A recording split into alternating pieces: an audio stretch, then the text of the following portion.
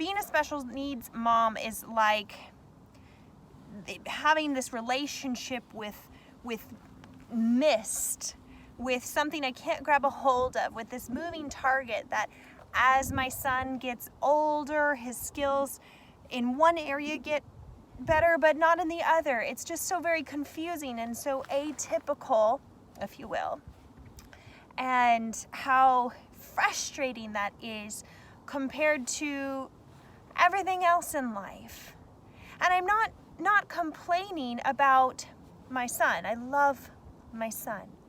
But I will tell you that being a special needs mom is exhausting for me personally, because I feel on many levels that I just don't get better at it day after day.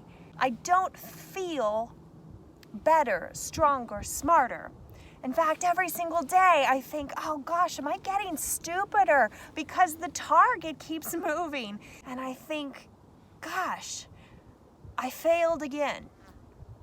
And it's really hard for me to struggle with that and to just come to terms with being a mom who is supposed to equip, love, supply, teach, I homeschool, educate this child, and then the output or the result is inconsistent.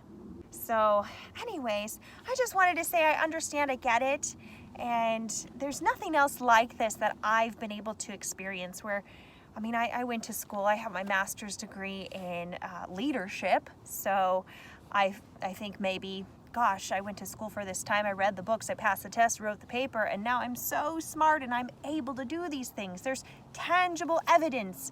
But when it comes to being a mom, every single day I'm like, now what? Like, how do I do this every day? I need a whole lot of grace and forgiveness because I put so much pressure and guilt on myself. And I remember I heard a message a little while back, and it was about all the voices of self-doubt and criticism and just not being good enough or not being able to do what you feel like you should be able to do. And you're setting your own standards that are not necessarily in alignment with God or reality. And then when you aren't achieving, you crush yourself. And I heard it said the devil doesn't even need to participate in that. You are punishing, hurting, harming yourself quite well.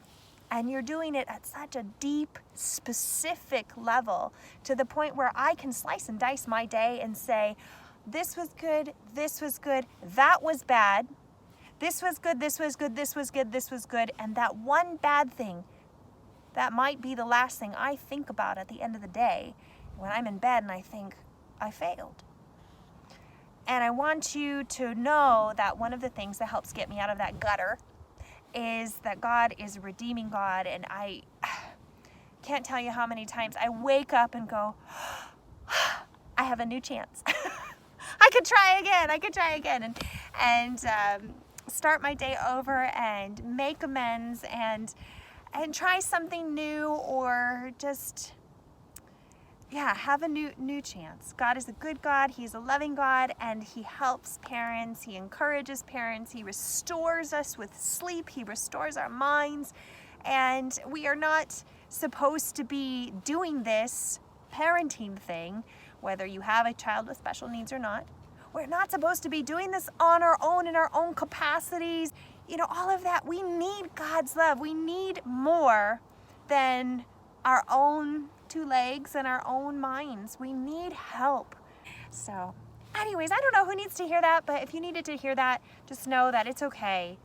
It's okay to say, hey, this is hard and confusing, and I don't think I'm doing well, or I think I didn't do well enough, but God, help me, and help me not to be so critical of myself. Help my standards to be in alignment with yours.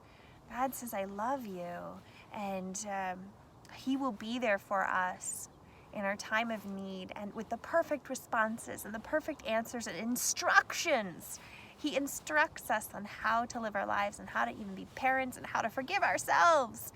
So anyways, love you. Thank you for listening.